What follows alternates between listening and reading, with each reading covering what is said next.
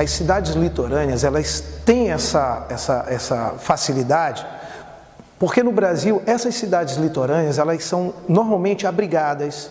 Ou seja, o que é uma área abrigada, né? Então, é aquela área em que os navios atracam de forma que eles têm toda uma proteção de ventos, de corrente.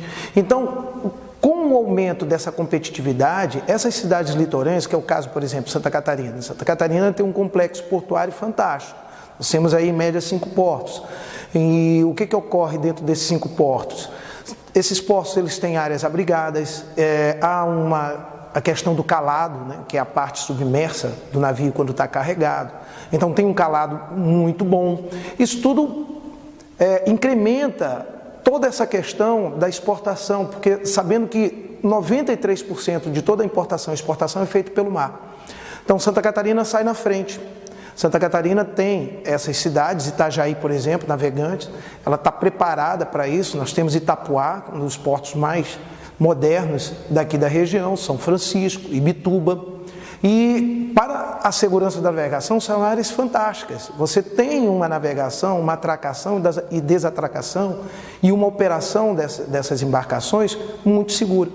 Então isso contribui muito para que essa competitividade, comparado aos demais portos, né, o estado de Santa Catarina saia na frente. Então é muito importante que se desenvolva capacitação, é fundamental. Cada terminal desse gera em torno de 2, 3, 4 mil empregos.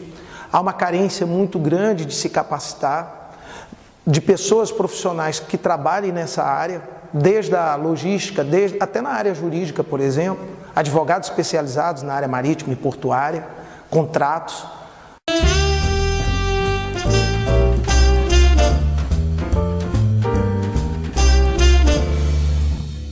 Bem, hoje nós temos, se nós formos observar, voltando aqui como exemplo, Santa Catarina, Porto de Itapuá é um dos portos mais modernos hoje da América Latina. Então, a iniciativa privada, quando não tem verbas do governo, você tem hoje, em média, dados da ANTAC, em média você tem aí entre 37, se não me falha a memória, 40 portos públicos.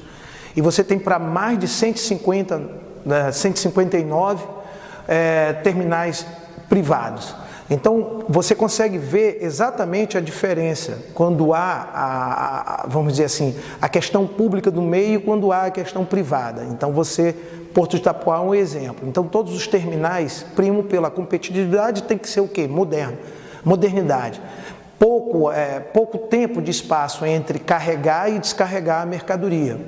Então, quando se trata de investimento privado, as obras, elas acontecem, a modernização, elas acontecem com muito mais rapidez do que se você deixar dentro, né, daquela ótica desses portos públicos. Você consegue ver um pouco a diferença, um pouco não, na minha ótica você consegue ver uma diferença gritante entre questões operacionais e questões vamos dizer assim, de própria modernização dos equipamentos. Eu quando comecei, hoje eu sou advogado especializado, maritimista, mas eu tenho uma formação marinheira. A minha primeira formação eu comecei na Escola de Oficiais de Marinha Mercante, onde cheguei até a comandar navios mercantes, que são os navios comerciais.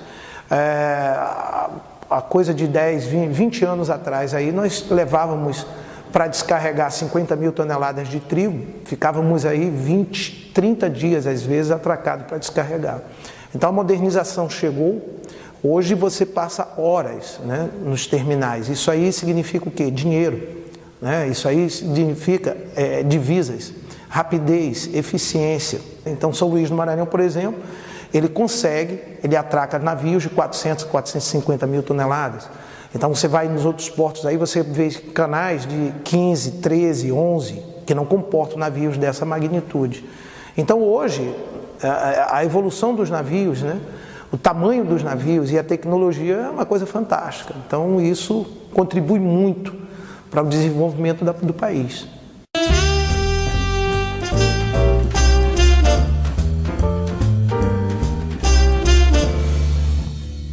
Houve uma evolução muito grande, começando, por exemplo, logo quando nós iniciamos na carreira marítima, ainda quando eu nem pensava em fazer direito, ainda quando eu nem pensava, né, em trabalhar aqui do lado de fora, que seria, vamos dizer, em terra e sim embarcado, nós tínhamos leis fraquíssimas na questão ambiental. Então, por exemplo, os navios, eles muitas das vezes eles vêm para pegar um determinado tipo de carga, eles vêm com água de lastro.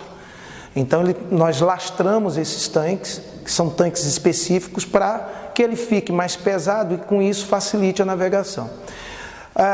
Causamos no mundo inteiro, né, uma série de problemas ambientais. Por quê? Porque ao carregar esses tanques com água de lastro, nós então colocávamos microsistemas, micro-organismos que eram incompatíveis ou até muito mais poderosos nos ambientes que essas águas de lastro seriam descarregadas nos portos. Então nós tivemos aí um problema que todo mundo sabe, os ambientalistas conhecem, que foi o mexilhão dourado. Então se lastrava esse navio, por exemplo, na China, e ali então vinha micro-organismos ali, alguns, né, dentro dessa água, que quando chegava aqui no Brasil você tinha que deslastrar, e aí então você trazia alguns micro-organismos e colocava em outra área. O mexilhão dourado se transformou, não tinha ninguém da cadeia predatório para acabar com o mexilhão dourado.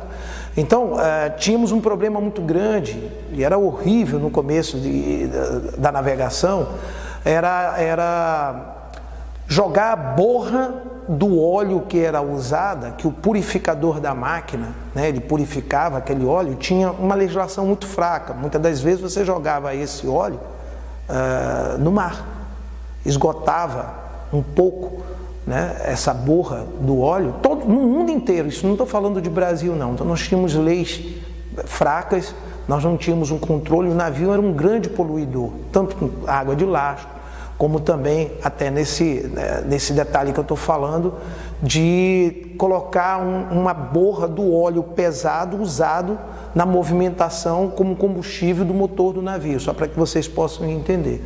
Com o tempo, isso tudo foi evoluindo.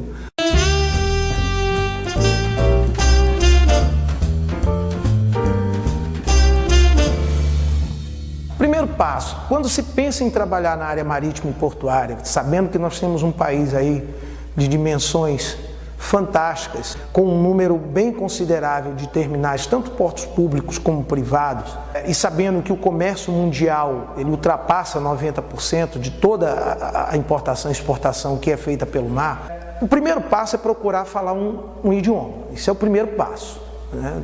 A língua inglesa é fundamental se você quer trabalhar nesse setor, tanto no porto público como privado. Ter uma segunda língua é fundamental. O inglês, que é a língua mais comercial, é como se fosse, né, eu digo que seria até obrigatório, para que você possa pensar em trabalhar nisso. Além de ter que falar o idioma, é exatamente buscar se capacitar em todas as áreas voltadas. Você tem várias, hoje o mercado está exigindo isso, para que as pessoas se capacitem mais, para que ela possa então conhecer o que eu disse anteriormente e termino aqui falando.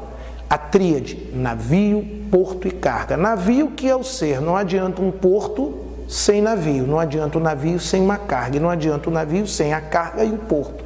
Então, essa tríade ela é fundamental. Agora, como entender toda essa operação? Aí é que é a grande questão, né? Então, você tem a área do comércio exterior, entender da importação e exportação, você tem a área da navegação, você tem a área operacional de um terminal.